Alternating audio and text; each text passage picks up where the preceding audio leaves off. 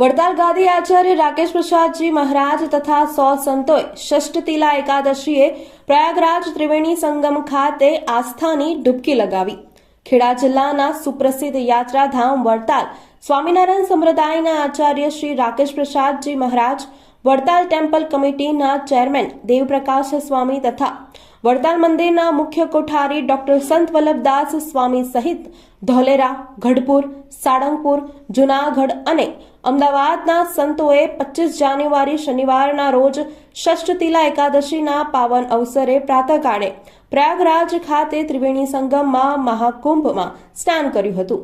સ્વામિનારાયણ સંપ્રદાયના દક્ષિણ દેશ વિભાગ ગાદીના આચાર્ય શ્રી રાકેશ પ્રસાદજી મહારાજ પ્રયાગરાજ ખાતે પહોંચ્યા હતા અને શનિવારે પ્રાતઃકાળે ષષ્ઠતિલા એકાદશીના પાવન અવસર પર પ્રયાગરાજના રાજમાર્ગો પર સ્વામિનારાયણ મહામંત્રની ધૂન સાથે ત્રિવેણી સંગમે પહોંચી સંતો સાથે પવિત્ર સ્નાન કર્યું હતું। આ કુંભ સ્નાનમાં વડતાલ મેનેજિંગ ટ્રસ્ટી બોર્ડના ચેરમેન દેવપ્રકાશ સ્વામી,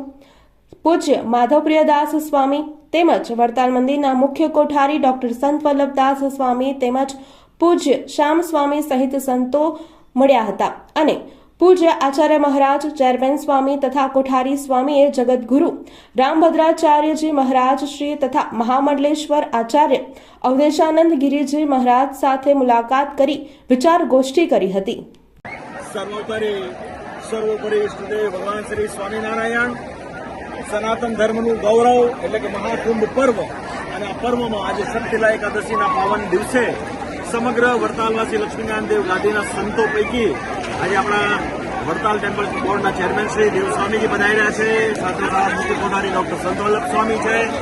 પ્રયાગ શ્રી સ્વામિનારાયણ મંદિરના મહંત સ્વામી નારાયણ સ્વામી છે, વિવેક સ્વામી છે, હરિગુણ સ્વામી, પવન સ્વામી આદિ ઘણા બધા સંતોની ઉપસ્થિતિ છે અને આજે અમે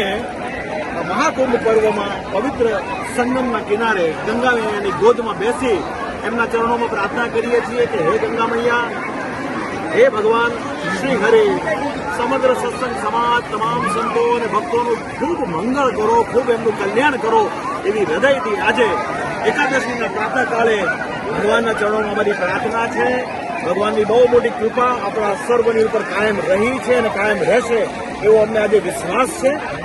આજે ગંગા, યમુના, સરસ્વતીના સંગમ કિનારે આપણી સંસ્થાએ ઘણા બધા સંતોને અહીંયા લાવીને બહુ મોટું કાર્ય કર્યું છે। આજે અમને પણ આચાર્યપણાને વિશે સ્થાપન થયાના 22 વર્ષ પછી મહાકુંભ પર્વમાં પ્રયાગને વિશે પવિત્ર સંગમ ઘાટમાં સ્નાન કરવાનો જે અમને અવસર મળ્યો છે એ પણ અમારું મોટું સૌભાગ્ય છે। માટે અમે એના માટે ભગવાનને ખૂબ ખૂબ એમના ચરણોમાં પ્રાર્થના કરીએ છીએ અને ફરી એક વખત આ સંગમ ઘાટથી તમામ સત્સંગનો ભગવાન ખૂબ દૂર કરે એવી પ્રાર્થના સાથે આપ સર્વ સંતો ભક્તોને અમારા ભાવથી જય સ્વામિનારાયણ।